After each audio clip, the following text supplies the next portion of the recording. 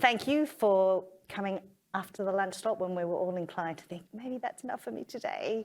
After a fantastically provocative keynote that we had before lunch on the ecological implications of the computing revolution, I guess you could say. This is a wonderful follow-on panel, and it's going to explore the question, will digital tech solve the climate crisis? So to the extent that it's part of a problem, maybe it's also part of the solution. And we have 3 papers today presented by academics from the centre, so that's a real treat for you. We're going to begin with Ben Lyle, who's a digital sociologist from the Emerging Tech Lab at Monash University, and then we're going to have Dr. Lou Sellard from the University of Melbourne from the centre, who's working with Christine Parker, also from the University of Melbourne Law School, and Fiona Haynes, who's a criminologist, also at University of Melbourne. And then we'll have Associate Professor Yolandi Stringers, also from the Emerging Tech Lab at Monash University. I think I got that right. Each of the speakers is going to have 20 minutes to speak each, and what I'll do is I'll field the questions at the end. So if you could just hold on to your questions, and then we'll have the discussion afterwards. So on that note, I would like to hand over to Ben. Thank you.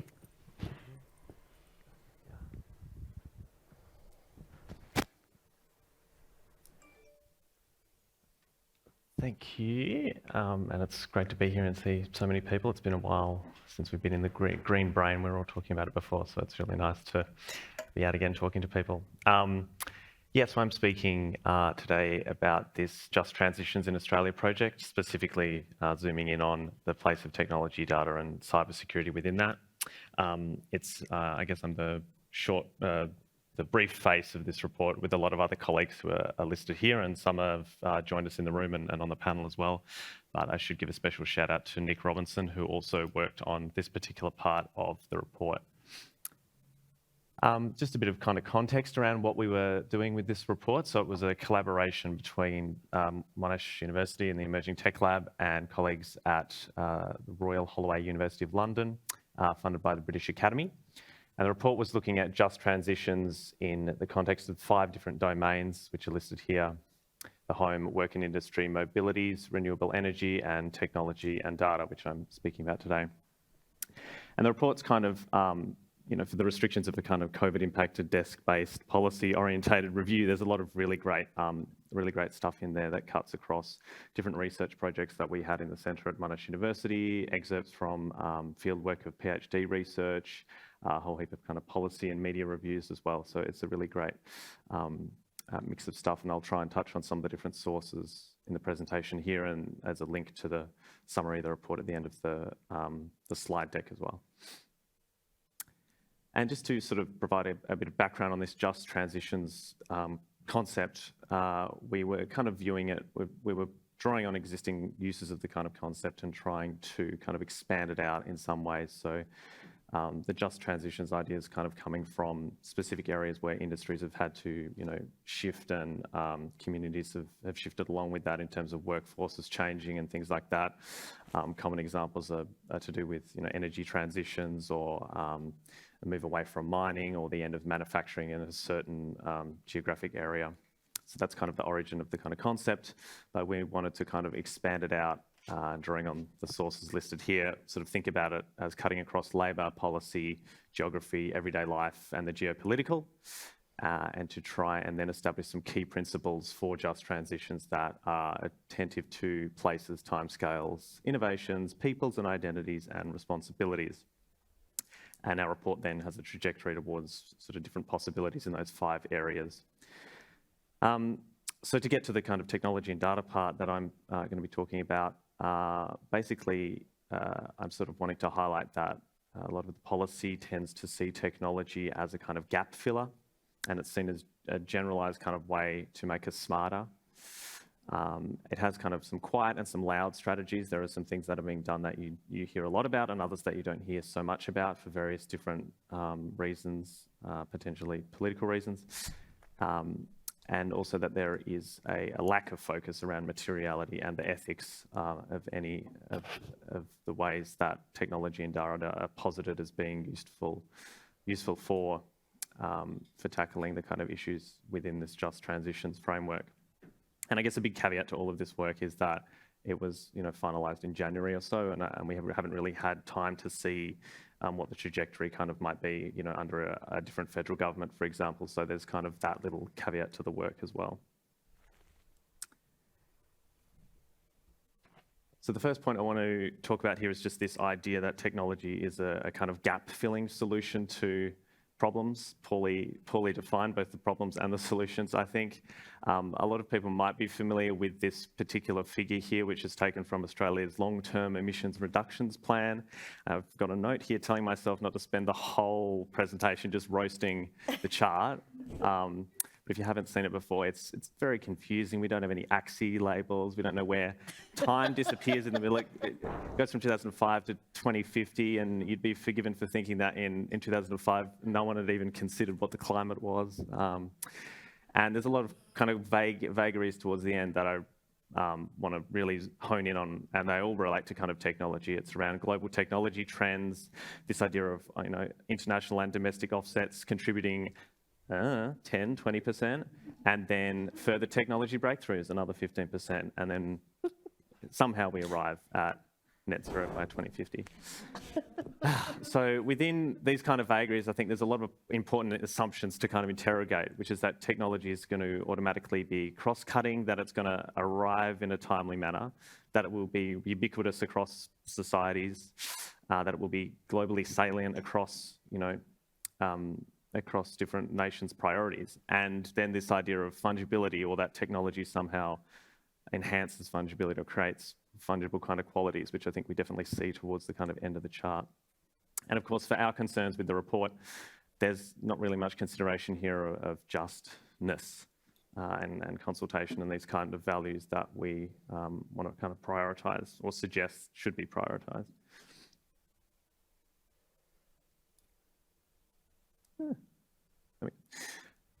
So the next kind of theme around this is really on the kind of data side of things. So I guess we're not necessarily talking about hard technology in the sense of hardware, it's more in the sense of software and the way data is kind of used. And this is another kind of aspect of this kind of gap-filling idea. So it's a lot about management, and you're kind of adding smart prefixes to describe the way you want to do things better. And essentially it's kind of sort of figuring out ways to kind of move things around without making sort of fundamental shifts to the kind of actual material technology that is doing the work across various different facets of society and of industry. So as an example, a couple of kind of key documents, the Blueprint for Critical Technologies and Digital Government Strategies, set out these agendas for sort of a smart, data-driven nation, and that has kind of public services for citizens at the fore of that. There's not really much alignment between action there on climate change and the kind of looming crisis there and these goals that they have for having a smart, data-driven society. And I guess at worst, it's kind of ironic, but also kind of dangerous. And it's kind of a tricky point to tease out, and I keep sort of changing how I say it every time I think about it. But I think there's kind of an issue there if you're projecting that a bunch of industries need to change and that government needs to step up and provide support in that transitionary process. If you don't necessarily have a key plan of how you're going to put technology into play there, then that's kind of a real problem. And just to elaborate on that, these documents point towards foregrounding market logics and cost effectiveness in their approaches to addressing these kind of problems. And it's quite literally here in the quote from the Critical Technologies document. So in pursuing actions, the government will always prioritise options that maintain the benefits of free and open trade, acknowledging that our strengths come from rules-based international order. The government has 4 different types of response available and will always prioritise the lowest cost option. And we can see a kind of breakdown of the approaches that they talk about here, with the lowest cost as a no regrets option flowing down to more serious, more government change orientated things in terms of forcing different things to be onshored and stuff like that. And I highlight again in the second category B area there's a sort of clear sense that things like climate are put in place as a kind of disruption that they would respond to reactively, and there's less of a focus on preemptive support, although I should say that is included as well to some extent. Really the major focus of having local support is really around the idea of data sovereignty, which is obviously really important. but in this kind of review, we sort of found that that was only taken from a cybersecurity standpoint, and it's maybe about keeping health data on shore and some kind of things like that. But in terms of a wider consideration, and I point to the Hummel citation there, which has got a really good systematic review of how that term data sovereignty is actually being used and is actually quite unsettled still in literature. And so it's not always about national security priorities. It's also about making sure, First Nations perspectives are taken on board, and various different concerns and rights people might have around, how their own personal data comes into play when you're talking about the role of government and data use.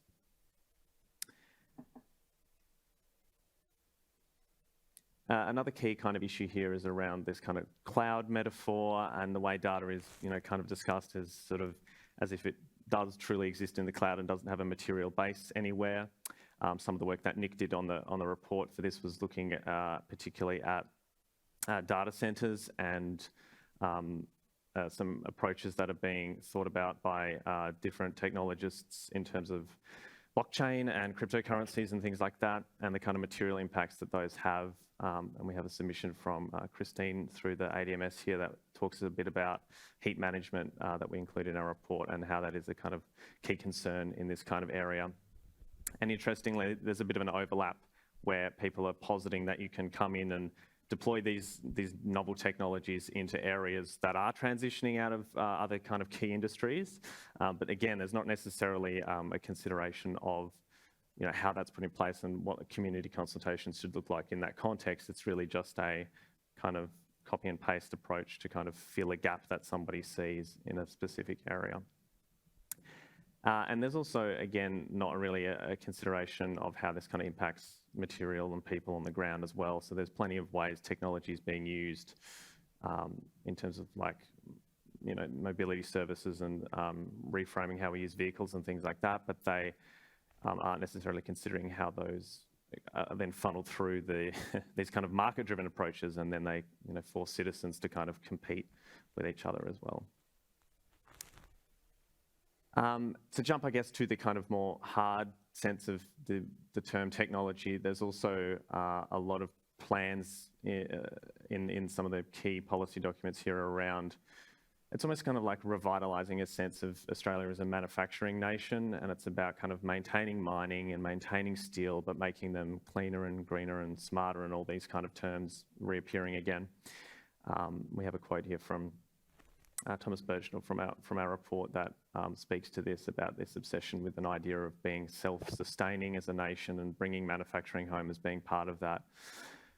But again, in looking at these kind of materials that we reviewed here, there's not a great sense of how this kind of factors in on a global scale, and I talked about global salience, I think, on the first slide. It's not necessarily a great consideration of the way that other nations are potentially organising their kind of net zero priorities, and it's basically assuming that we'll be able to continue to trade in the ways that we have previously, which speaks to this kind of rekindling and reviving rather than making some tough decisions on ways forward and what other technology investment pathways should be implemented. And I guess for our purposes with the Just Transition framework, that kind of risks are kind of doubling down on previous transitions that have potentially been unjust. And we can, think back to things like car manufacturing, which, left a lot of people without employment in that period. And potentially we start to see those kind of issues looming again if people are proposing to not necessarily think about a long-term plan for transitioning these types of industries. I won't go through this quote, but I'll just leave it on the slide here for people for a second. I don't know how I'm going for time, and I don't want to overstep. But again, it just kind of points to the way these terminologies around smartening and data use and things are kind of continuing to hide the kind of material impacts that they can have. The other kind of aspect, and I guess I'm bringing the two parts together here where I was talking about hard ideas of technology and soft ideas, though those also cohere broadly with the way that they're kind of spoken about publicly. Some things are shouted and others are kind of whispered. So a lot of those things that I've spoken about already, technology investment roadmaps, blueprints and so forth, they do talk about those ideas of kind of rekindling manufacturing industries and familiar ideas that people would be familiar with within Australia. But that's not to say that more quietly there aren't other investments being made. And we speak here specifically to an example of the Clean Energy Finance Corporation, which has made $9.5 billion investments in various different technologies, and some of those are kind of like softer and some are harder in terms of what they're doing. Some of them are kind of like direct air capture technologies for decarbonisation, and others are more about like smart use of existing resources and data management and so forth. So those examples do exist, but it's interesting once again, and this was kind of like a key theme of the talk, I think, is that they are still these sort of market-driven approaches. That's where the reliance is on.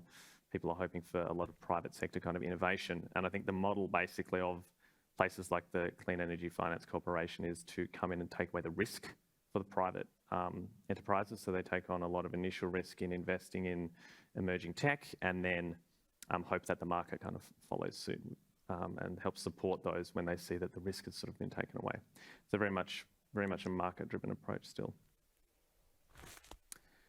So just a few summations then. I guess this part of the report kind of leads to the finding that there's not a particularly Australian manifestation of how to engage in just transitions and to do that in a way where decarbonised futures are kind of imagined.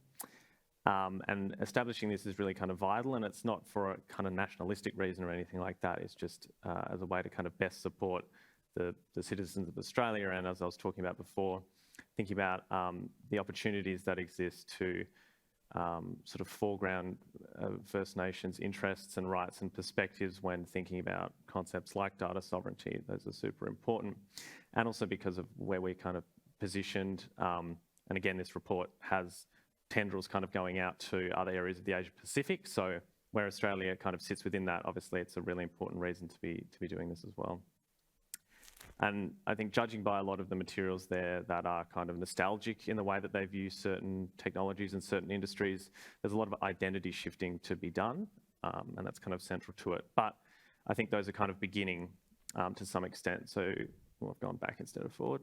As a few examples there, I think some of the self-sufficiency ethos that we saw described before by Thomas Birchnell around manufacturing is actually underpinning movements around right to repair, and people might think about that as having more access to the documents required to repair your own iPhone or something like that. But it's actually been a really big push from industry around that. The same thing basically applies to heavy machinery and agricultural equipment and stuff. So there's a real push there to make that more open for repair. There's also some great open data initiatives that are generating novel approaches, and those quite often come through in sort of hackathons and things like that, and have done a number of things, including figuring out ways to better respond in disaster-prone areas and during specific bushfire events. And despite all the critique of these kind of like rationalist economic perspectives, we do have a couple of bodies that are kind of a bit more punchy and spicy in how they try and engage with these things. The ACCC and Productivity Commission have highlighted a few issues around the way that we sort of wholesale import a lot of our technology and software and ideas about how those should, be used here. And they've kind of reflected on some of those in ways that I think are quite productive. And also the problem of geography that we have, which I maybe haven't kind of pointed out here yet, was just in terms of like things like data centers and crypto and stuff, where in short, we're kind of sort of too hot to handle a lot of those kind of technologies just purely based on our geography. Some of those problems are actually kind of sort of addressed, and there's ways that geolocation in particular in Australia is being harnessed to really like highlight the natural environment, both in cities and both in remote areas. And I think those are really great sort of avenues as well. And they speak very much back to the individual kind of citizen level, which I think is really important to try and have this kind of operating across the scale in society. Okay, I'll leave it there. There's just a quick few sources that were mentioned earlier, and the QR code here goes to the page where our report summary is, along with a bunch of others that are part of this British Academy Just Transitions Decarbonisation in the Asia Pacific program. Thanks a lot. Great.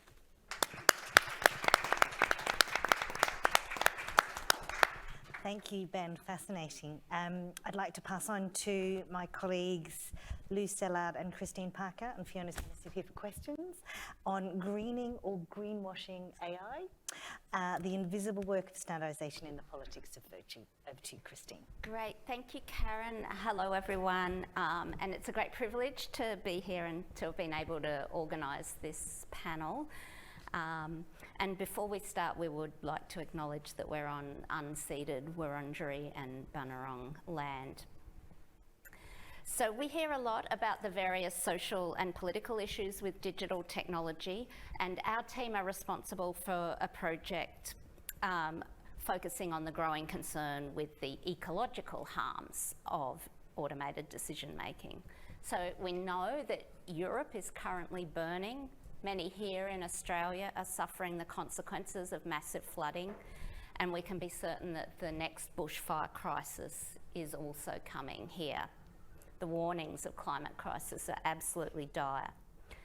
Digital technology is often proposed as a climate saviour via applications such as better weather prediction and smart grids and so on. But digital technology, as we've already heard, also uses enormous amounts of energy, most of which does not yet come from renewable sources, and it represents multifarious embedded carbon and other ecological impacts in its hardware and infrastructure. And we heard a bit of that from Mel this morning as well. So while both the climate crisis and even these days the negative social impacts of AI can be quite visible, we're focusing in this presentation on the invisible politics of standardizing the greening of AI. And as we know from regulatory studies and from critical studies of audit culture, standardization processes are often undiscussed in public, but they crucially shape the politics of innovation and the conditions for mitigating its negative impacts on ecologies. So we're going to highlight emerging attempts in the tech industry to make AI green, and I'm going to briefly introduce the political impetus for the need to green AI, and then I'll hand over to Lou to show how the project to green AI has come to focus on measuring the carbon emissions of machine learning and standardising ways to reduce the negative climate impact of AI through things like certification, and draw some conclusions about potentials for greening or greenwashing. And Fiona, our colleague, is going to help us with the questions. So our story starts with the techlash of 2018, where public animosity toward large tech companies reached boiling point after scandal of privacy abuses, election interference, discrimination, so on. A year later, in September 2019, the climate strikes were making waves around the pre-pandemic world in the lead up to the UN Climate Summit in New York, where Greta Thunberg would famously speak, and the COP26, which was planned for 2020 in Glasgow. And thousands of tech workers in the picture joined the strikes, demanding for the first time that big tech make the kind of climate commitments that were already being demanded of other corporations. The Tech Workers Climate Strike was organised by the Tech Workers Coalition, a radical labour rights group within the tech industry which had become quite active on techlash issues. And they had a lot of demands, and they're shown there on the tiles, that big tech reduce its carbon footprint to zero by 2030, naming energy emissions from server farms as a particular culprit, that big tech stop exploiting climate refugees who are being employed to do machine learning piecework in refugee camps, and cancel contracts with fossil fuel companies, which included data storage and the use of AI applications to locate hard-to-find new deposits of petrochemicals. And that strike received significant media coverage, and Microsoft, Apple, Amazon, Alphabet, Facebook or Meta did indeed respond, and actually Mel showed some of their commitments on one of her slides. And they did promise clean energy or at least carbon offsets for their computation. And just a few months earlier, Emma Struble and colleagues from the University of Massachusetts presented a paper at the Association of Computational Linguistics, which for the first time did what Mel was talking about before, of seeking to quantify the financial and carbon cost of running neural network models for natural language processing. And they famously calculated that training one model could be responsible for carbon emissions equivalent to 5 fossil fuel cars in America over their whole lifetime, including the manufacture of the car. And the important point is not that figure. The important point is that this marked the genesis of the quantification of the carbon footprint of machine learning and the emergence of a small community of tech workers and engineers working on what we're referring to as the greening of AI.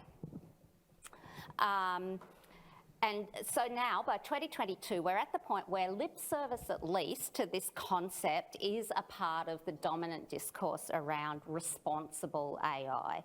So the slide shows an emblematic example. It's the Global Partnership on Artificial Intelligence, a project of the G7 hosted by the OECD, aimed at promoting the international uptake of trustworthy AI in the global south as well as the global north. And its recent report on climate change and AI sets out the many ways in which AI can be used to solve the climate crisis, which is most of the 6 things on the left there. But it does also spend a few pages highlighting the negative climate impacts of AI and calling for quantitative assessment of these impacts in order to provide assurance that the net climate impact of any AI rollout is positive. So we're seeing acknowledgement at the highest level of the need to quantify green AI.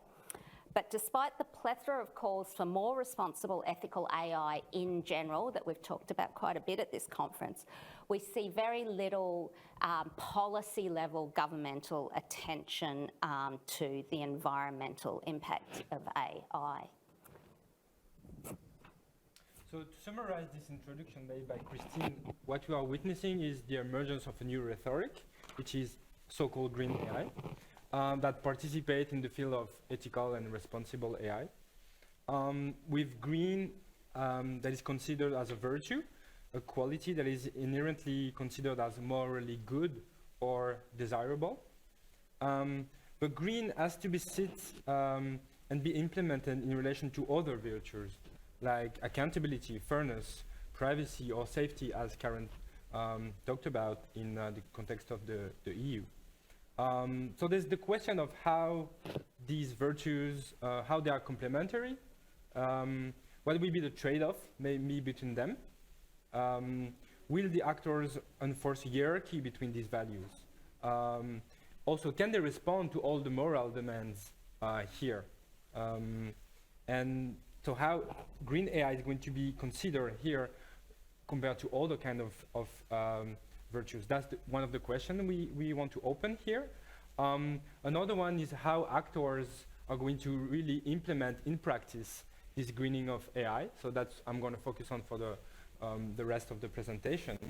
And also we want to ask like a more political question, which is, will green AI be a useful marketing device like others that is going to participate in the ecological transition, or is it going to be a new form of greenwashing? So what I want to say here is that, okay, we are intervening, and this metaphor of green AI is intervening in a field of constant discursive shifts between, is it safe AI, is it accountable AI, is it something else? And this is kind of complex, I think. And also, yeah, we want to ask, is it going to be business as usual, or is there some change that are going to happen? So let's focus a bit on, okay, so what's going on here? What are the practices of so-called green AI? So there's things happening inside the tech industry, which are attempts to develop less energy demanding AI models, for example, like mainly the models of machine learning. So I'm going to talk about this a bit later. There's things happening across policy and industry, which are the forms of standardizing green AI. So engineers, computer scientists, they need to sit down, build communities of practice around these things, as in many other forms of standardizations. There's the growing and the starting policy advocacy on those things, as Kristen just presented. And there's an emergence of ways to certificate, so ways to say this AI model is maybe better than another one, or so this is going to be interesting because certificates also going to impact us as consumers, what we choose, what kind of service we are choosing. And there's things happening outside industry, so rating and ranking AI products by, for example, the Algorithm Watch NGO. And also we're going to witness, I guess so, forms of contestations and regulations, but it's not really happening. So that's why also we're not going to focus that much on this. What I want to say to finish on this is the idea that the rhetoric of green AI is really circulating among sciences, policy making, and industries. So there's a growing effort here. And we've known this from this work also from Thaupan, Jake Goldenfein, and their co-authors on the circulation of ethics inside and outside big tech. So let's look about, okay, what's going on inside industry. So there's a growing community inside, mainly computer scientists and data scientists, on how to reduce the carbon footprint of machine learning. And they focus their attention on a trade-off between the models that are really accurate, which are the ones that are the most demanding in terms of energy, in the sense that the more the model is performant, the more it's complex, the more it's going to require a high computational costs. On the contrary, there's models that are more efficient. And in this paper, Green AI, from the Association of Computer Machinery, there's this sense that the more it's efficient, the less it's going to be energy demanding, meaning this model can help to reduce the energy resources spent during the training of the model. And they have different ways to try to say how it's going to be efficient. So one way is maybe to try to limit the number of times the algorithm is trained. Try to train it maybe just one time. There's maybe having less data to be trained. So there's something about the volume of data. There's maybe ways to reduce the number of experiments that is done, maybe reduce the number of hyperparameters. So all those things are really technical, and what's going to happen is that probably computer scientists are going to have really technical controversies on those things. That's the work of standardization. There's also something to be said about the argument and what is the rhetoric they use to present these arguments. And they frame it as a polarity between red AI, the AI that is really accurate, and the bad AI in a way, and the good AI that is green, that is more efficient. So red AI costs a lot of money, only big players can use it, so it's difficult to engage then in deep learning research. And green AI, the idea is to make it more efficient, more green, then we're going to have less costs, and more people will be able to develop AI because it's going to be more inclusive. So the narrative is also, okay, inclusive, but inclusive for whom? And maybe it's for small businesses, or for also developing countries, maybe from the south also. So there's maybe something about the political economy of AI here, and green AI being situated as a way to accelerate AI adoption in a way, and try to expand and reach new markets, because this is what capitalism is doing, harnessing ways to continue its practice. The key goal and the key things they are doing in calculating carbon footprint, and what they try to do is really try to find the appropriate metric to assess and compare AI models. And also what they try to do is to promote trade-offs between this idea of being accurate and performant and being efficient. The problem is that it's very actually difficult to compare AI models on these issues because of a lot of different things. So it's difficult to compare AI models if their characteristic is different. For example, the amount of time of training the model is going to be something that is really going to impact the carbon footprint. How to compare AI models if they don't have the same hardware? For example, the same type of data centers, if we know that data centers are also highly demanding in terms of electricity or water, for example, and how to compare AI models between location with electricity grids that have different energy mix. So that's the issue these computer scientists are facing here. Yeah, that's you. Right, so ultimately we're interested in what this means for how the greening of AI will become standardised, and then what that will mean for everyday practices and for any potential regulation and accountability of big tech for its environmental impact. So the slide summarises the key examples of standardising the greening of AI that we've identified so far. So on the left side, we see efforts to standardise green AI occurring from the inside of tech industries, led by influential engineers turned ethicists. So in North America, Abhishek Gupta, who was a Microsoft engineer, now with the Boston Consulting Group and co-founder of the NGO Montreal AI Ethics, has proposed Secure, a social and environmental certificate for AI systems inspired by other self-regulatory corporate ESG frameworks. And he started the Green Software Foundation, which Mel also mentioned earlier, to create standardised measures of the carbon footprint of software, with the sponsorship of some of the most high-profile US tech companies and consultancies who are promoting AI and responsible AI, and that includes engineers and consultants from across these industry players in working groups and so on to create these measures. There's a competing or potentially competing European-based initiative, the Sustainable Digital Infrastructure Alliance, which is doing a similar thing with a range of European tech companies and consultancies, and they've got funding from the German government to do some of their work.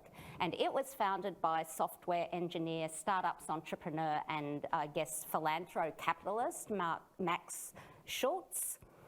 So the North American group are aiming at voluntary certifications that would become market leading. The European group is advocating for the digital economy to be required to join the carbon emissions cap and trade system. But either way, both require standardised measurement of carbon emissions across the market. On the right side, working from the outside of the tech industry and trying to get in, we see the leading project is the Sustain project, with the AI in the middle there, by Algorithm Watch, the leading German-based NGO, and it's conducted in collaboration with academics at 2 German universities who also work with industry, and it also has funding from the German Department of the Environment. And Algorithm Watch is developing a set of criteria to measure the environmental, social and economic sustainability of AI, and they're aiming to influence policy frameworks and regulation of the tech sector, but they're also trying to identify and encourage the uptake of best practice among industry itself through demonstration projects and through a sort of rating and ranking ESG type system. So they're trying to do everything, basically. And I'll hand back to Lou, who will drill into what we can understand about the politics of where green AI might be going, particularly using the Green Software Foundation example. So we started this talk in talking about the visibility of green AI, something that is emerging. It gets a lot of attention from the press, but also from industry, from research scientists. But there's something about the more invisibility of standardization and certification, because there are areas which is often difficult to enter. As maybe Karen said also during her talk, that you have to pay a fee sometime. Also, it's a kind of a bureaucratic work that is sometimes a bit boring for some, because it's talking about really niche details about calculation, for example, or forms of quantifications. So we thought about maybe the Green Software Foundation as a form of maybe sight of invisibility, or sort of also a paradox of what is visible and not visible, in the sense that things there are more or less in the open, in the sense that you can see the minutes of the meetings, you can follow things online, but also, for example, it's mainly made through GitHub, which is a platform known for computer scientists. So you can see that it's already shaping who can enter here through the choice of the tool. There's the question around what kind of governance is there, who can be part of the project, can you enter here and do what you want, what is the power dynamics inside standardization work? That's an open question. So it's not, the Green Software Foundation is not focused on AI per se, but on broadly conceived software and how we can track the carbon intensity of software and try to have an infrastructure of reporting and be visible with those things. They are in a phase where they will try to have case studies from Microsoft, for example, Shell, Goldman Sachs, and Accenture. So yeah, these are maybe types of case studies we are thinking about to work on. So let me start with, maybe like finish by a sort of points, first conclusion we can say, or takeaways. So we see that there's a plurality of practices and ideas around, okay, what is green AI? There's what we're going to witness is a rich set of consequences. So maybe new practices, new ethical requirements, maybe new routines inside the field of computer science. Also new ways to evaluate their work. Is it going to be about efficiency, accuracy, who knows? New types of infrastructures, alignment, how to have the hardware, the software, and the energy system working together to achieve these ecological and environmental elements. So that's where we can see maybe some partnerships, and we'll see the different efforts of different companies on those things. There's also the generation of problems here. As we know, standards are quite rigid practices that more or less regulate things, simplify, which are going to be in friction with on-the-ground ways of doing things, how workers are going to be inserted into this. So yeah, that's another question. Then what we see is that all of these elements are on empirical occasions to study things that are not yet settled, are still a bit in the shape of a bit shaky. And we want to ask a set of questions. What are the inequalities here? Who gets excluded from the standard, for example? And how is dissent expressed? Where the controversy is going to come from? I want to finish by maybe challenges, and also they can work maybe also as warnings from, and try to learn from other fields like regulatory studies or science and technology studies. Because standardization is something that they studied in various other fields. So there's one question about the reductionism of metrics, in the sense that you need a good metric that is interoperable, so that can work with other actors. But we know that the right metric, the one that's going to be chosen, is only only for the things that can be measured and can be tracked. So there's always something that is left behind, that doesn't enter the metric, that is ungovernable in a way, for these reasons. So that's one question. The other one is maybe linked to the case study on the Green Software Foundation, is more around the politics of participation and governance. Who is going to decide the standard, and how to standardize? And what are also the strategies of tech ethicists here, people like Abhishek Gupta, which are at the same time, they are at he's at the Montreal AI Ethics Institute, but he's also a consultant, but he's also in the board of some journals. So there's some question about philanthropic capitalism, revolving doors. There's open question on those things. And maybe for us as a center or as practitioners working in the field of ethical AI, there's the question of where the greening is going to come from. Is it going to create enough consensus that something needs to be done, or not? So how is it going to be implemented and publicized in a way? Thank you.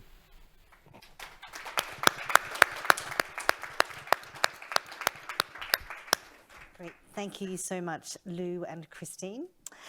And finally, we have a great set of slides, if you don't mind me saying, Yolandi, on tech bro solutionism in a world on fire. Over to you, Yolandi. Thank you. I have the privilege of being the last talk on the last day, so I thought I would end on a provocative note and a bit of an experiment for me in thinking through what tech bro masculinity is and how and if it's serving us in the current climate crisis. And I'm particularly interested in here the types of values and ways of life and visions of the future that are being prioritised through this form of masculinity, which I'll explain in a moment. And how also those visions are being subverted and disrupted by people in their everyday lives. And finally, I guess, is there another vision? Is there another set of values that we could bring to the so-called technological solutions of the climate crisis as we seek to address these huge challenges, and as our world is often on fire? So I thought I'd start by introducing you to some tech bros. You probably already know many of these men on the screen here, but I will just briefly run through them. So there's Elon Musk, who's the executive chairman of Amazon. Down the bottom, sorry, that was Jeff Bezos. Elon Musk is down the bottom there with his thumbs up, and he is, of course, the CEO of Tesla, amongst a number of other companies. Up the top is Mike Cannon-Brookes, he's the CEO of Atlassian, but he's been very involved in the renewable energy debate here in Australia. You might not know Colin Angle up the top. He's actually the CEO of iRobot, which manufactures Roomba vacuum cleaners. And down the bottom is Sundar Pichai, who's the CEO of Alphabet and Google. So what many of these companies and people are now involved in are essentially, the pinnacles of the technologies that are meant to sort of bring us out of the climate crisis. And they can involve ordinary, everyday devices like digital voice assistants and home automation technologies to engage householders in the kind of climate solutionism and our energy management of consumption in the home. Or they can involve, really large-scale solutions, like on the far right there, the big battery project from South Australia and now in many other states as well. And in the middle, of course, a really kind of iconic technology that's being brought in to address the issues we have with petroleum cars, which is the electric vehicle, which Tesla and Elon Musk have been championing. What's particularly concerning for me about many of these technological solutions is how they are increasingly being put forward in the absence of or without a lot of involvement often from government. And we saw this play out with the big battery project in South Australia, and Alicia Rodriguez actually wrote a fantastic thesis on this. She did a controversy analysis of how the big battery project unfolded and how it all originated with a Twitter debate between Mike Cannon-Brookes and Elon Musk. And that was actually how as she analyses it, the battery project of South Australia came to be. And it was really the government coming later into the picture in terms of embracing this particular solution at the expense of many other options and many other potential ways of dealing with the energy crisis in that state and many other states. So I want to just kind of continue by stopping and pausing on what this tech bro masculinity is and thinking through it. And I've come at this from a number of different ways. So this is just a kind of loose set of ideas at this stage. But the first one is, of course, the concept of the bro, which is colloquially kind of talked about a lot in media. I know it most from Emily Chang's work in her book Brotopia, which she wrote a few years ago, where she talks about the characterisation of many Silicon Valley leaders as being overconfident and charismatic. It's also characterised by the dominance of masculine science, technology and security framings of the climate crisis and how we should be responding to that. It's grounded in an eco-modernist masculinity, which is most evident through people like Arnold Schwarzenegger on the right there, who really championed it in California, many of the kind of environmental technology solutions to the climate crisis in that state and country. And the eco-modernist masculinity is interesting because it deflects criticism in order to perpetuate hegemony and facilitate essentially the status quo, the business as usual, in the sense of life can continue as we have always lived it, but with the addition of these new efficient and wondrous technological solutions. So just to continue on with this characterisation of masculinity, we can also see remnants of the sort of caveman idea of masculinity embedded here, where we have the sort of rugged adventurer like Jeff Bezos and Elon Musk, you know, going up into space, looking for new planets, looking for new ways in which we can live and not only occupy Earth, but also occupy potentially other parts of the universe as well. This idea of technology allowing us to be limitless and expansive and to break boundaries. And within that also a sense of immortality, which is now sort of also more literally being explored through technologies like what Elon Musk is exploring, where he can sort of embed his own, download his own personality and self literally into a robot that will continue on after he dies. So we also see colonisation here, not only of Earth, but of other planets, as I've mentioned. And, you know, I think quite importantly here, the erasure, dismissal or automation of many human and caregiving labours, which I'll speak to in a moment as well. I just want to take a couple of points of departure here to kind of help frame this as well, because, you know, when we think about environmental solutionism and also critique it, there's a couple of really common ways we do that, and one of them I think is this kind of approach, which is embedded in what's called the anatomy of an AI system. This is Vladen Jola's and Kate Crawford's map of the whole ecosystem of an Alexa Amazon device, like from the extraction of minerals in the ground, its use, its production, its distribution, right through to its e-waste. And, you know, we've actually been talking about this quite a lot today through Melissa's talk and through the talks here today, you know, in thinking about how can we make this whole production chain more efficient. I think I'm not critiquing that, I'm just saying that's one of the dominant ways that we think about that.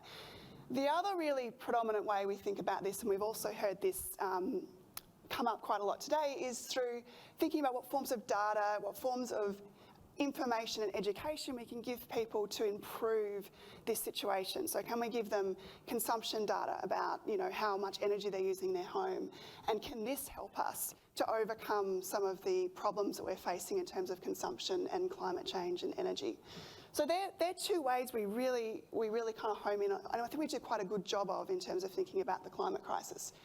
Where I think we're missing a bigger opportunity is to think through how that idea, that concept of tech bro-masculinity, or indeed of any other vision of how we're going to live in the future, infuses into the design of technology and actually reinforces particular ways of life, particular visions of what life should or would or could be like in the future. And that's what I want to kind of come down to through the example of the smart home, which is where I've done a lot of research. So I'm going to look at this through two different perspectives. The first is the idea of the energy smart home. And here we see a lot of those kind of masculinity concepts coming in, the idea of the engineer and the economist using technologies efficiently, using automation, engaging with data, getting those solar PV and battery technologies and, you know, embracing all of Tesla's kind of tech and responding to price signals that may ask us to use energy at different times. Now, I've critiqued this before in my past work and shown how this particular vision has embedded within it this ideal energy consumer who I've called resource man, who is an image of the people that have designed or imagined him. And so you can see the ideas I just mentioned before of a rational, autonomous actor in the home who's able to take care of the energy management and to automate technology. So you can see that kind of masculine image vision coming through. That, though, is overlaid by this other vision and set of values that are coming into the home, and I would also like to argue are also infused by this tech bro masculinity of this new wondrous smart home lifestyle that will deliver convenience, enhanced comfort, new aesthetic pleasures, new forms of entertainment and enhanced security. And what is important about this is that all of these essentially elevated kind of expectations and rewards that this lifestyle will deliver also have an energy consumption impact, as we've been talking about today. Energy efficiency might be part of this, but more broadly, these technologies are actually allowing and promoting this more energy intensive and expansive lifestyle. Lutron Home Automation calls this pleasance.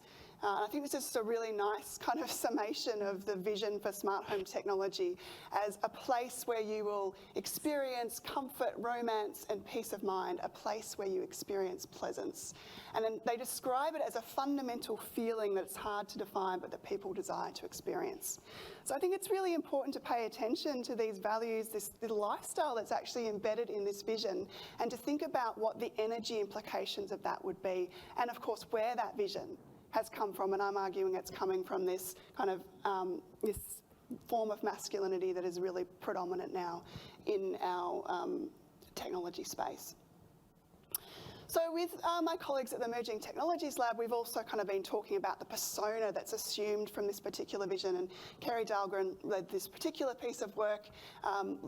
We're looking at what we call the techno-hedonist persona that comes out of this vision. Quite similar to Resource Man in many ways, still kind of selfish in its assumptions, still very individual, still socially exclusive kind of interests and services that this particular persona is attached to, and using ADM to instantly satisfy and gratify their needs.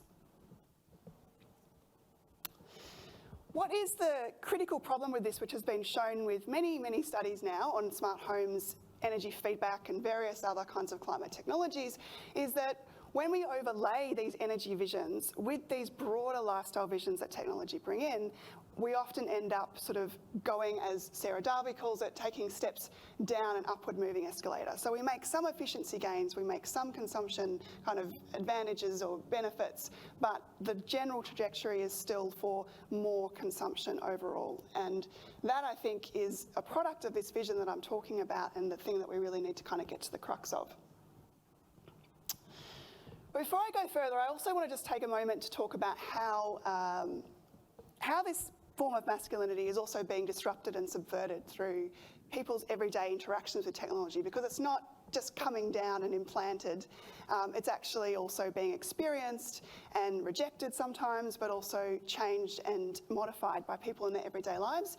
And we've been seeing this play out most recently in our Digital Energy Futures project, which is co-led with Sarah Pink at the Emerging Technologies Research Lab and involves a number of our colleagues.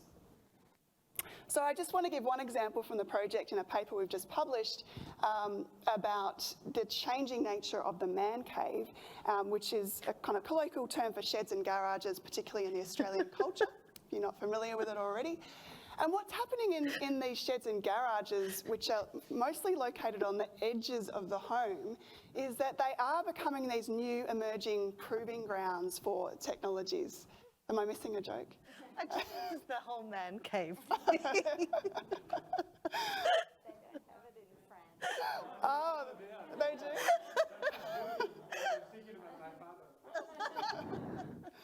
So in the first example, we do see the kind of a little bit of that tech bro masculinity coming through, in the sense that in the shed and garage, we're seeing a lot more interaction with these emerging techs, and then that being a kind of more traditionally gendered space. But we're also seeing some subversion. So with new battery technologies and the transfer across from petroleum to electrical power tools and batteries in the home, we're also seeing, a more diverse range of genders and people engaging in what were traditionally masculine activities, like mowing the lawn, for instance. And that's changing the relationship that we have with technologies and who's doing the labour in the home. And finally, we are also seeing, with the electrification of the home and emerging technologies into the shed and the garage, more inclusive living spaces. So people actually setting up secondary dwellings in their sheds and garages that everybody is using, not just kind of the man cave and the spaces for men. But coming back to my earlier point, what all this still means is overall an increase in consumption, an increase in energy demand, as new technologies offer new opportunities to use spaces and to engage in a broader range of activities. How am I going for time? Yeah, you're okay. Okay, thanks. So I just want to give you a couple of examples of how, in my work in the past with others and now, we're thinking about what can we do to revision these kinds of lifestyles that we're seeing that are incredibly energy intensive? How can we get back to those ways of life and those values? So in a study I did with some colleagues from Aalborg University a few years ago now, we experimented with how we could use the idea of hygge, which if you're not familiar with is kind of an aesthetic vision, low energy vision for comfort and coziness in the home. How we could use that as an alternative to pleasance, as I showed you before, in the design of smart lighting. And what that would look like, could it, obviously lighting isn't huge, doesn't use a huge amount of energy in the home, but we were more interested in, does the concept work? Can you kind of embed a different vision into smart home technology that could result in a lower energy outcome? And the answer is it's possible. We haven't got much further with this, to be honest. But it was an interesting experiment, and I think it's the direction that I would like to head more in, is to think through more about what other kind of desirable and low energy visions could infuse smart technology that are different from the ones that we're seeing from that tech bro masculinity kind of vision. I think it's also important to talk about what other sustainability visions and labour actually play out in the home that, again, subvert or disrupt the idea that everybody's going to become a resource man or everybody's going to embrace pleasance. And particularly if we think about this in the environmental context, there's some great research out there showing that a lot of labour in the home towards environmental action is gendered, and that it's quite intensive in terms of its time and labour, which is quite different from the idea of we'll just automate it all the way to technology and it'll take care of our consumption for us. So I think these kinds of studies show us what's actually happening and what is in many ways making quite a substantial difference to improving sustainability and energy consumption.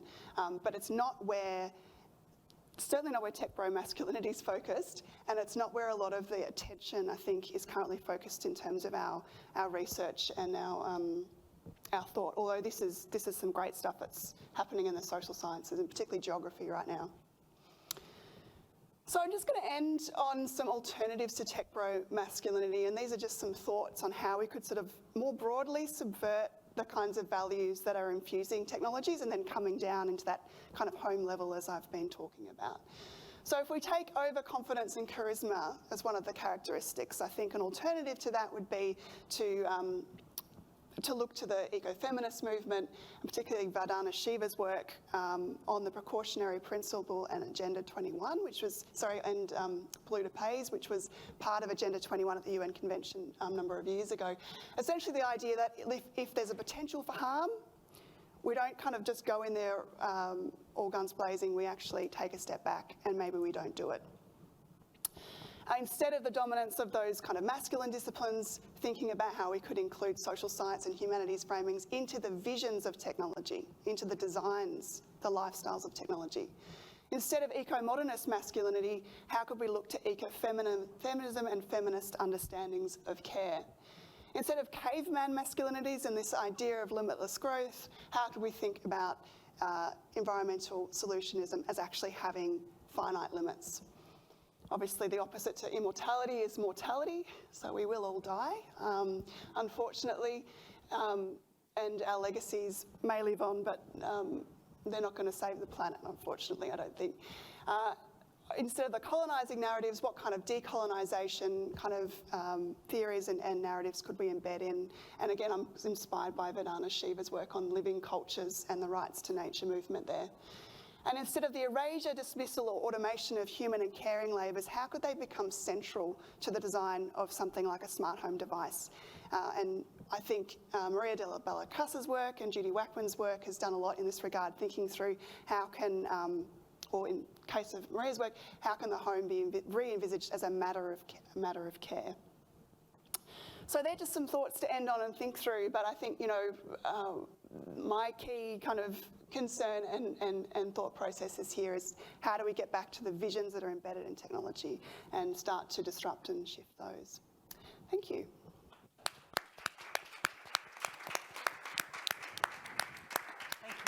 very much, Yolandi. Great presentation to finish on. Thank you for being our final speaker too.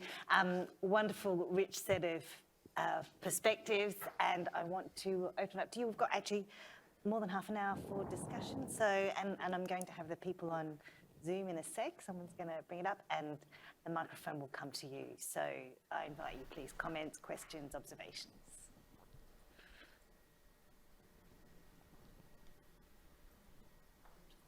Taking it in? Yeah, thank you on the front.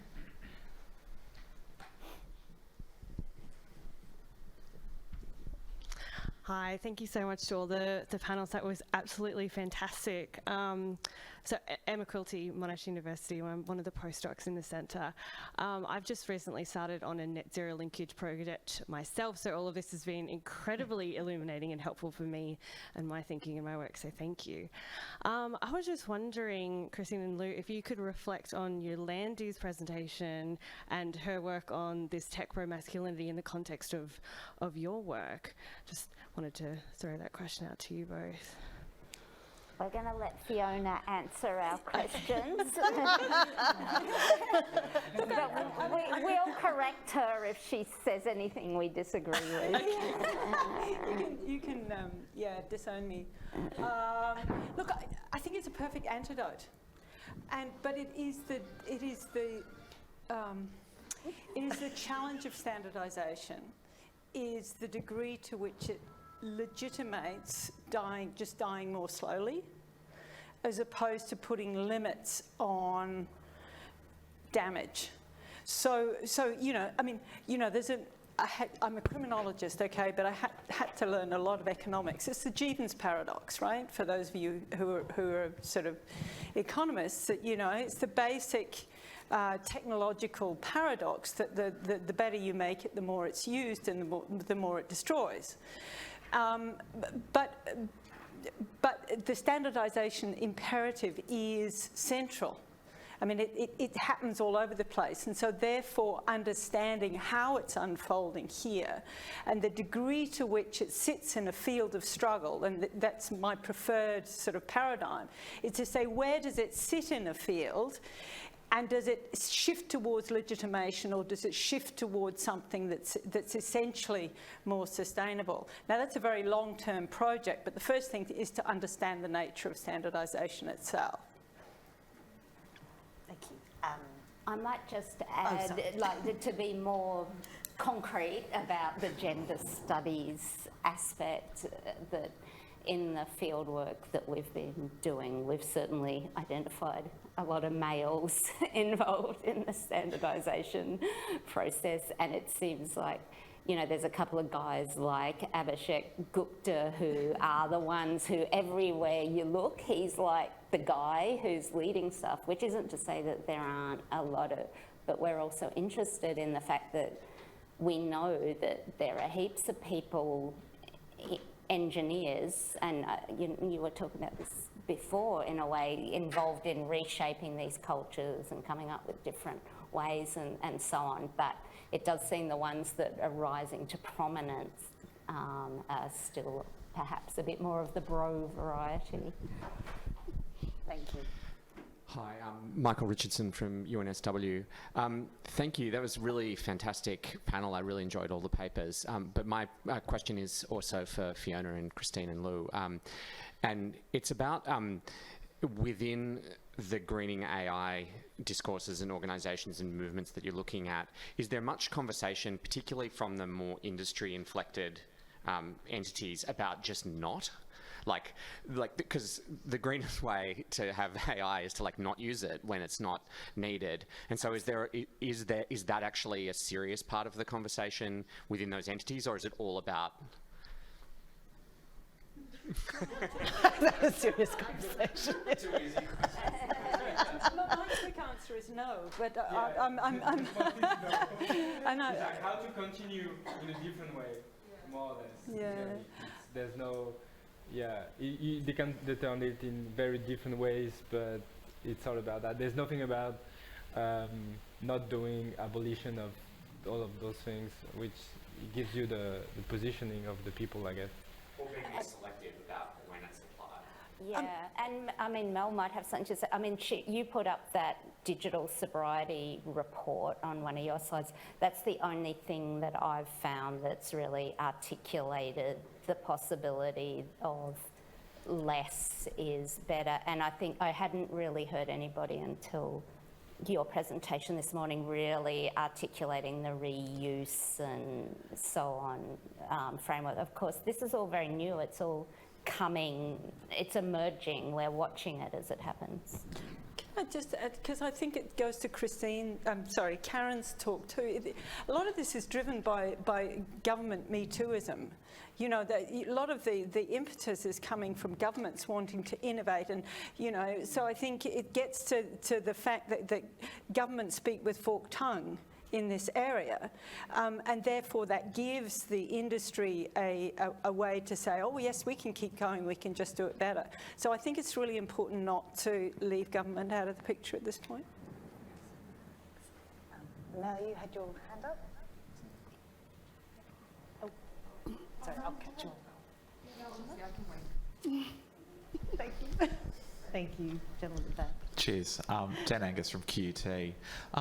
My question is a little bit about the culture of computer science, and particularly how there is often this kind of race condition that exists through, you go to, say, a peak computer science conference like NeurIPS or one of these others, where, and particularly these are the spaces where these foundational models, these massive models now that are coming out, that are consuming these enormous amounts of physical resource and other kinds of energy resource, emerge out of a lot of these spaces. And I wonder if anyone's doing any work around what I would think about as the bycatch. It's to build one of these models and publish it, we focus on the final trained model, but we don't focus on all the burnt cycles that are discarded, the bycatch, on the way to get to that final paper.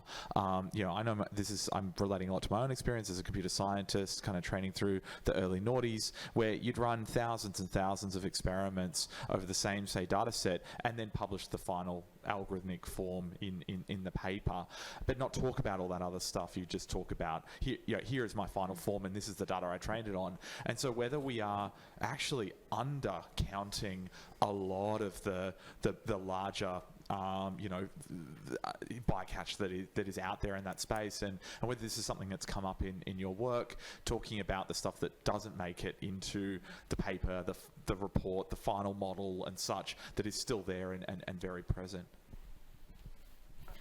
That's a great question, Lang. Yeah, I think there's something about a bit like what I finished on, like what goes into the standard and what doesn't go there. So there's something about this.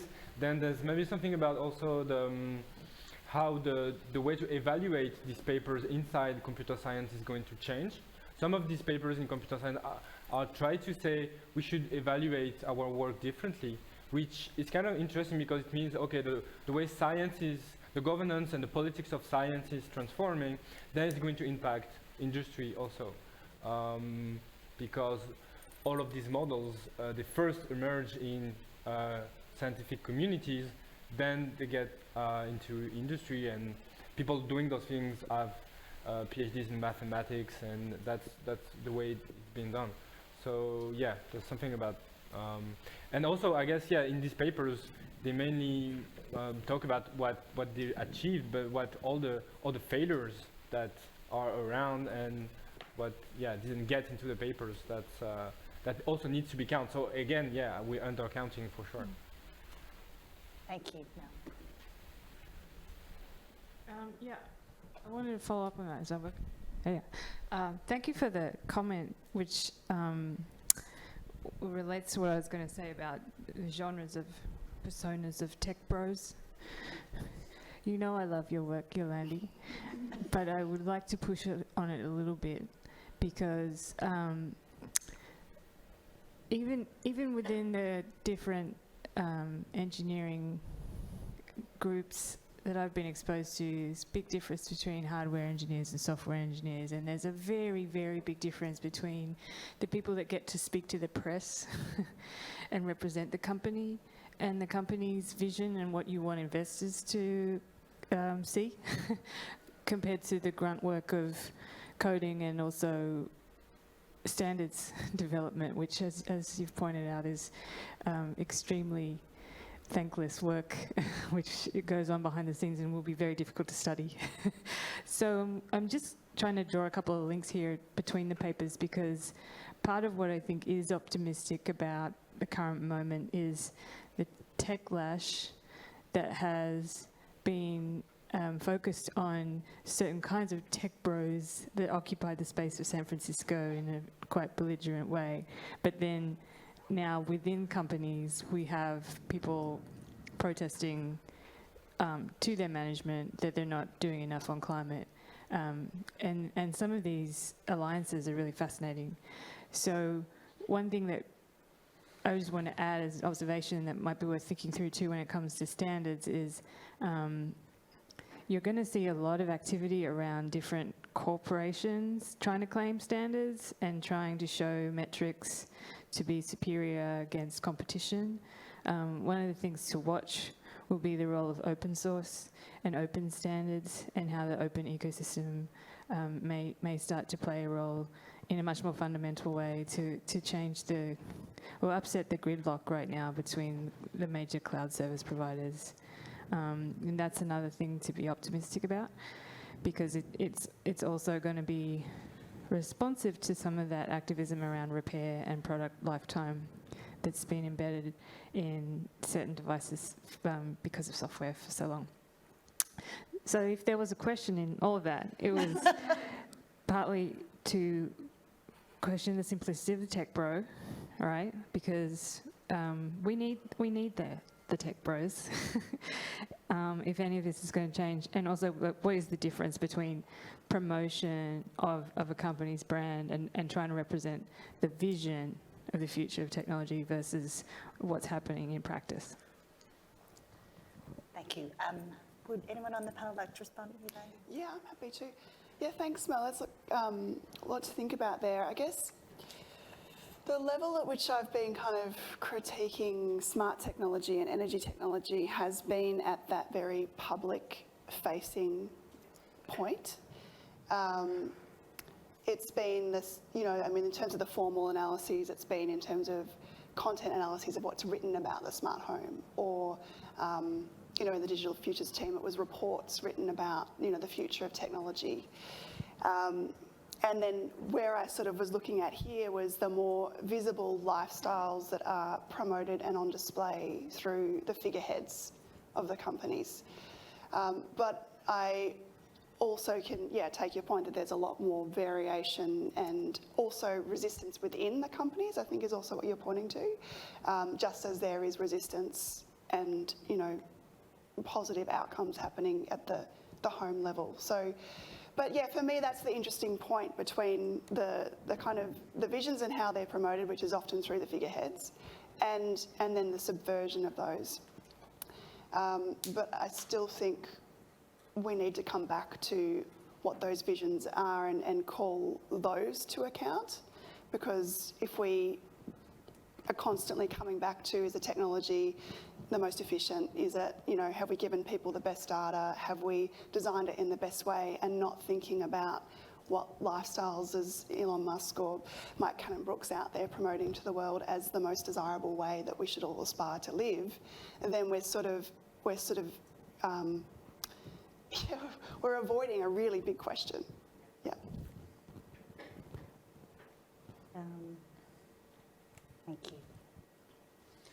Thanks. It was really fascinating, everybody. I just was wondering about the standards idea, and standards are often generally driven by industry, and like if we're looking at standards, international type standards. So I guess, are you thinking about that level, and to what extent can NGOs and non-industry participants be active in that actual process?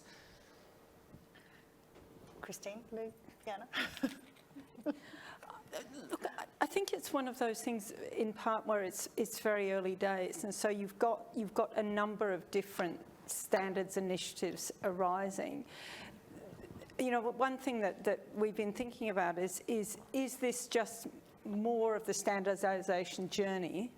So, for example, if you look at standardization in sustainability and forestry, there were two competing standards that arose, one that was industry-based and one that was multi-stakeholder-based. The multi-stakeholder one had more legitimacy, and therefore you had the PEFC, the industry one, that had to sort of climb to meet it, but there's a level of, I don't know if transparency is the right word, but there was enough access.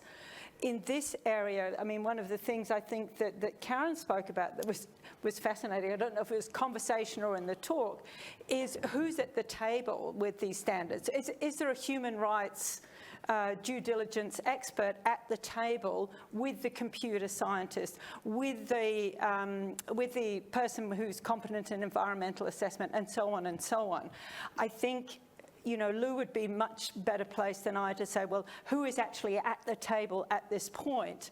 And I think it's fairly limited. Yeah, then the question is, what is the power dynamics between who gets at the table? Yeah. We know that there's for example, this book by Nate Takash, Wikipedia and the Politics of Openness, which really like show how those things happen with Wikipedia. We thought about Wikipedia as something everybody can participate, it's quite easy, but then inside communities, for question of expertise, question of legibility, all kinds of reasons that recreates power groups inside even the movement of open source. So yeah, so that's why I think we will try to study like what's going on there. But then there's maybe something else about what maybe broadly how social movements around AI is the standard the place where they want to go? And that's a question. I'm not sure. We see that maybe algorithm what is doing it, but yeah, that's a question of where the contestation can happen. Is it a strategic place to go there or not for dissent? Yeah, I think. Sorry, I'm still struggling with my jet lag, but I do have a question in my mind somewhere.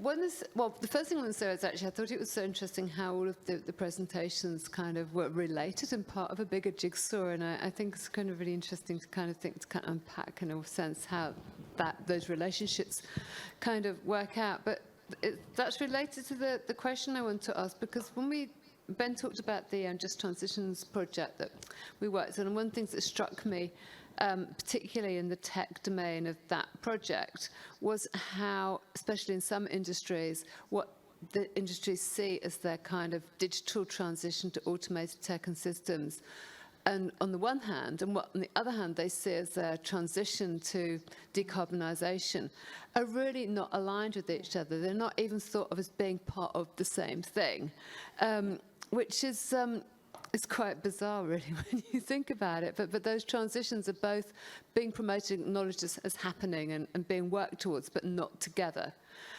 So I suppose my question is, on one hand, what do people think about that? But also, do you have examples of where it is working? And the other question for me, kind of following on from that, is what do we need to do as academics and as people working in industry? What do we really need to do to make that happen, to make those two processes of transition, which are being promoted as the key transition processes for our contemporary society, to make them work together beneficially for our world and our futures? Great, so big questions, big answers from the panel. I think Ben has to answer that. Yeah. Ben, yeah. I think that one's for you. Let me out. Yeah, I don't know. Look, I was struck by, I think it's working. But, I was struck by seeing the screenshot on Yolandi's slides of the kind of like power consumption app. It was like PowerShop, I think. But I think it's maybe those kind of things that just get visibility out at various different levels. And if everyone's got something like that in their, maybe it needs to be a bit more pushed, but something like that forced into their face where that relationship is made.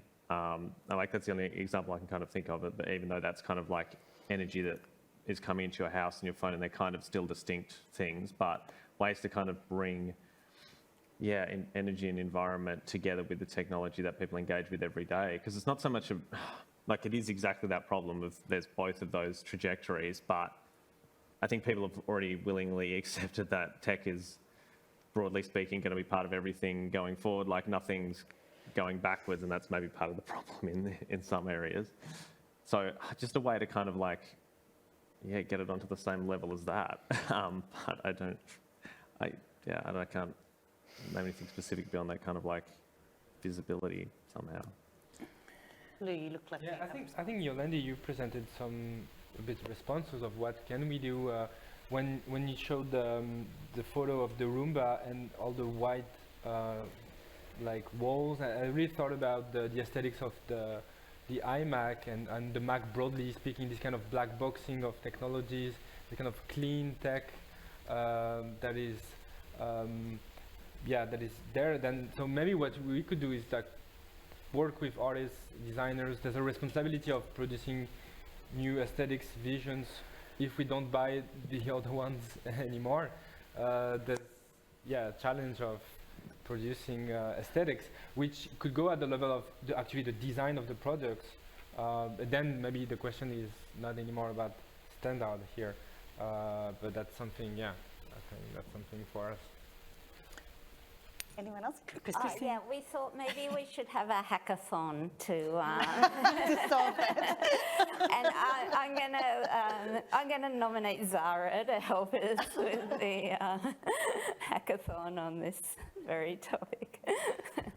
Can I just use chairman's privilege and jump in there, because I had exactly the same thought listening to all of these presentations, and I want to bring in the gentleman at the back who's the computer scientist, because I've been working. I'm in a law school, but I'm also in a school of computer science, and trying to speak to computer scientists. So I've learned quite a bit about how the computer science world works, and also how academia and computer science is rewarded. So the incentives are all about getting those papers out at the big ACM conferences. That is where the prestige is for the academic computer scientists. And they're very open about talking to me about the things that bother me, but they don't come onto my territory. As soon as I want to talk about rights or law, the curtains go down and I get patted on the head. That's very nice to you, and you can go off and we're going to keep doing our thing. And one of the things that really struck me about all of this is that the way in which the framing of the problem begins with the technology once you start from a technical perspective. So you start with, we've got this technology, how can we do it better, smarter, more ecologically sensitive, energy conservative manner? And it's really fascinating the way there is no holistic perspective if you begin with the technology, because you can't take the meta steps that are needed to be taken to take a much more holistic approach. So one of the things that fascinated me about Yolandi's slides is the vision of the smart home is unbelievably clean, and there are no people in it. There's certainly no muck from babies. Yeah. And this kind of clean projection, if everything's clean and we can have clean solutions, when actually the world is messy and living together is mighty messy, and you cannot have your cake and eat it too. And we have to make hard choices about how much are we going to pay in energy consumption for a little bit more convenience.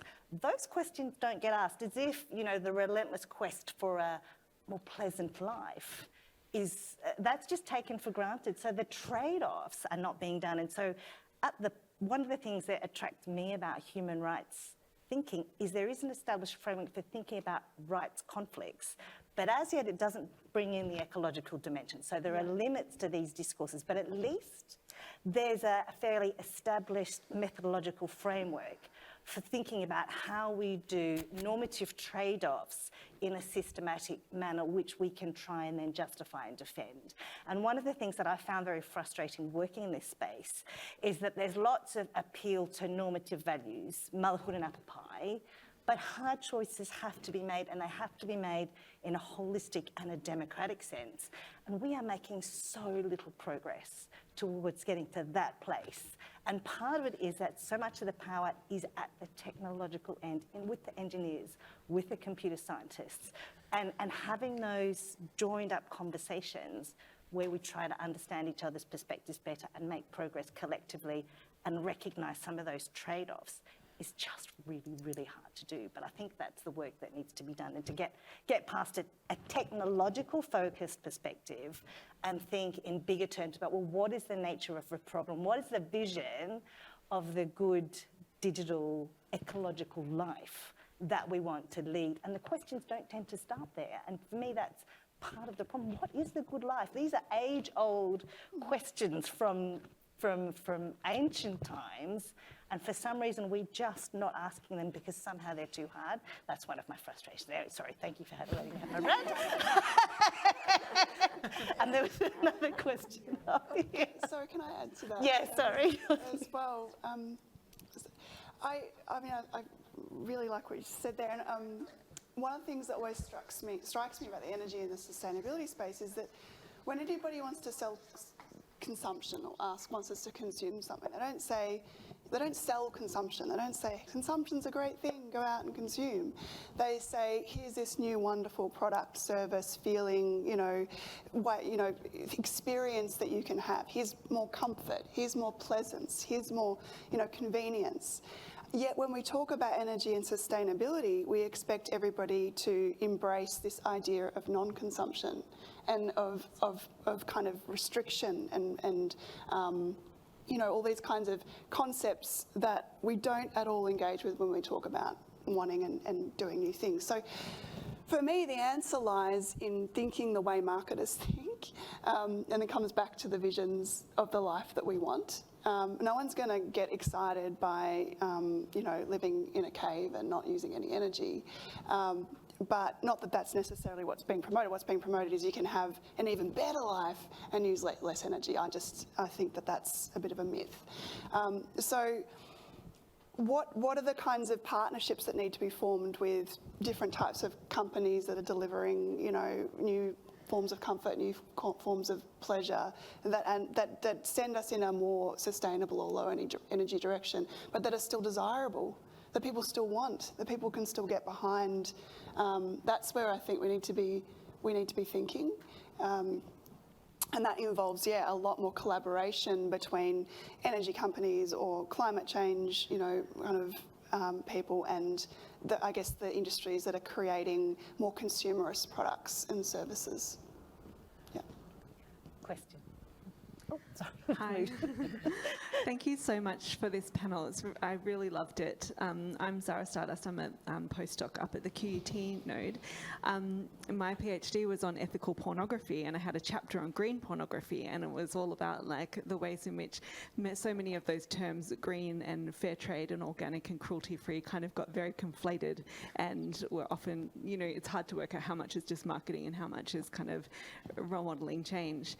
But I guess my question is kind of building on what was asked before about, is anyone just having those conversations about just don't build it. Thinking about the mantra of reduce, reuse, recycle.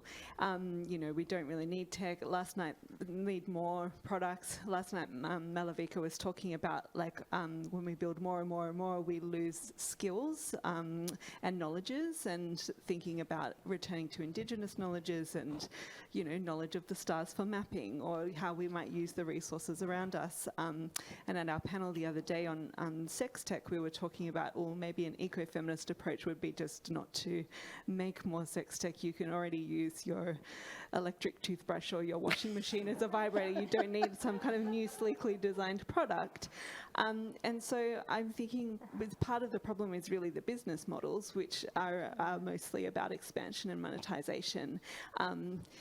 And I'm wondering if you have thoughts on like what is a green business model, or what does the conversation about green AI set have to say about not just business models that are about offsetting your emissions, or about kind of tokenistic inclusion, but you know, I don't know, horizontal decision making, or working with local communities, or like doing yourself out of a job as the main goal, rather than kind of shoring up your role in the market. Is the conversation on green AI, is there something happening that's not just about the tech, but about the business structures themselves? So, I mean, Christine and I just finished a paper sort of combining corporate forms, corporate law and regulation. And we tried to include AI as part of it, and it got shrunk and shrunk and shrunk and shrunk to a single line in the paper, because there's actually a lot to do in that space of trying to articulate different corporate forms and their sustainability characteristics, and then how a regulatory universe can work with that. And I think there's some developments in that space, but I don't think it's particular. This is where maybe the technology needs to be decentered and say, okay, we need a conversation just about this, and then establish some of the principles there. But I don't know if you want to add anything to that, Christine, or?